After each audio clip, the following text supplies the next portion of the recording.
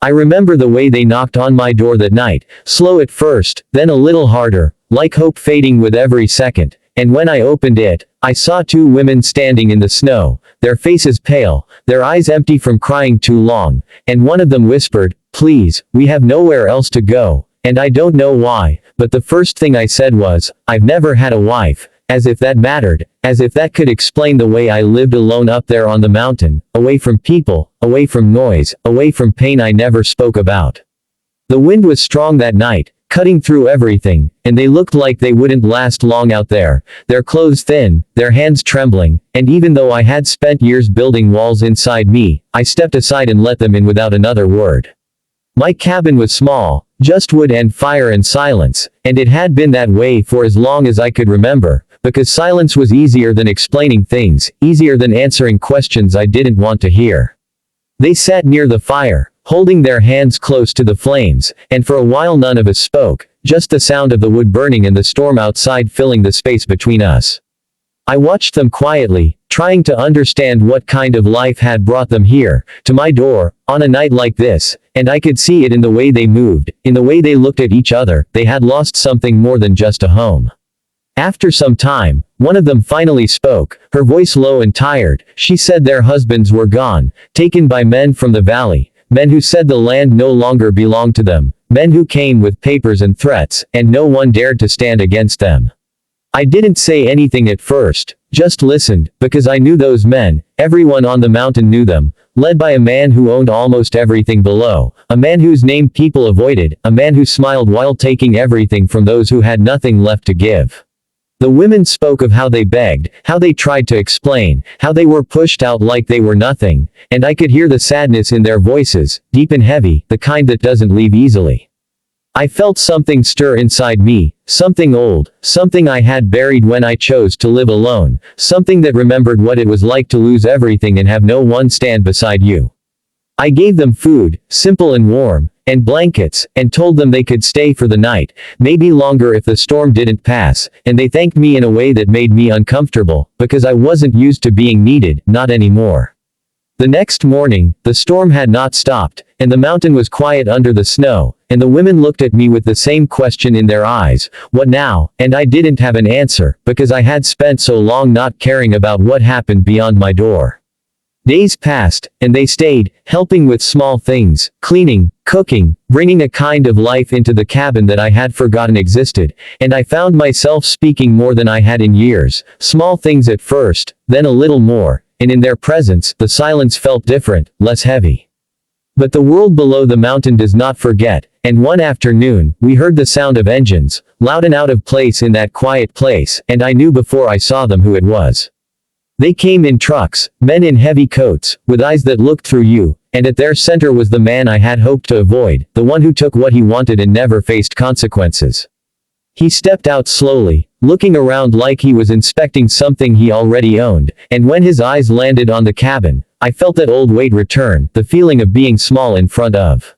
something too big to fight. The women froze beside me, fear clear on their faces, and I could see their hands shaking again, just like the night they arrived.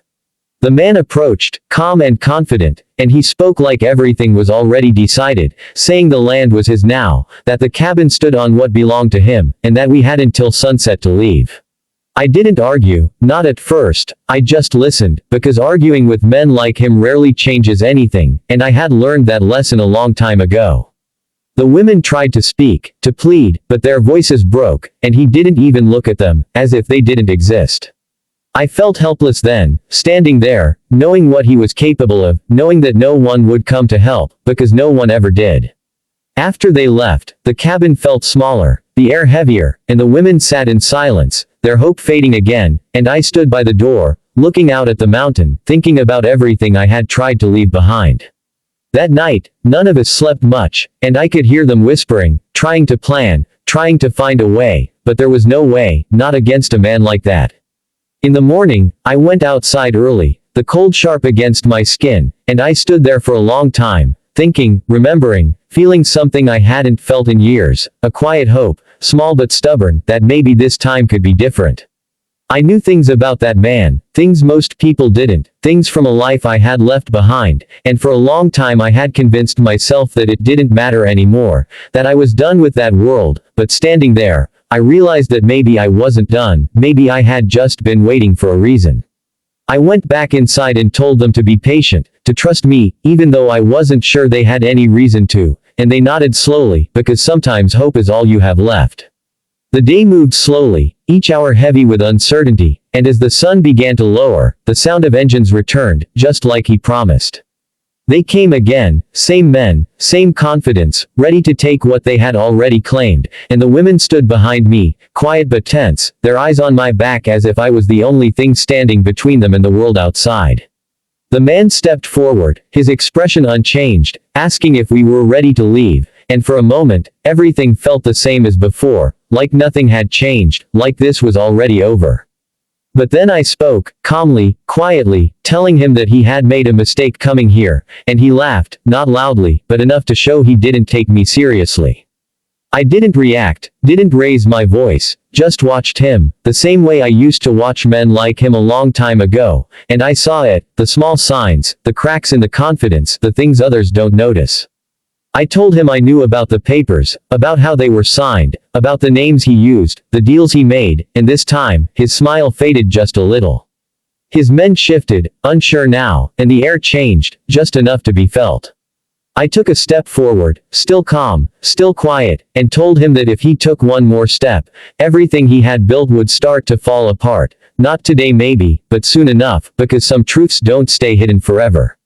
He looked at me differently then, really looked at me, trying to understand who I was, why I wasn't afraid, and I could see the moment he realized that I wasn't just a man living alone on a mountain. Silence stretched between us, heavy and sharp, and for the first time, he hesitated. It was small, almost invisible, but it was there, and sometimes that's all it takes. He looked around, at the land, at the cabin, at the women behind me, and then back at me, and something in his eyes changed, something less certain. Finally, he stepped back, just one step, but enough to shift everything, and he said we would talk another time, his voice tighter now, less sure, and then he turned and walked away, his men following without a word. The sound of the engines faded into the distance, and the mountain returned to silence, but it was not the same silence as before. The women stood there, not fully understanding what had happened, but knowing it was over, at least for now, and I let out a breath I didn't realize I was holding. I turned to them and told them they could stay, not just for a night or a few days, but as long as they needed, and they looked at me with something I hadn't seen in a long time, not fear, not sadness, but relief. Days turned into weeks, and life in the cabin changed, slowly but surely, the silence filled with quiet voices, with shared meals, with something that felt like warmth beyond the fire. And sometimes, when I sit by the window and look out at the mountain, I think about that night, about the knock on the door, about the choice I almost didn't make, and I understand that justice doesn't always come with noise or force, sometimes it comes quietly, in the form of a door opened, a voice that doesn't stay silent, and a past that returns not to destroy, but to protect.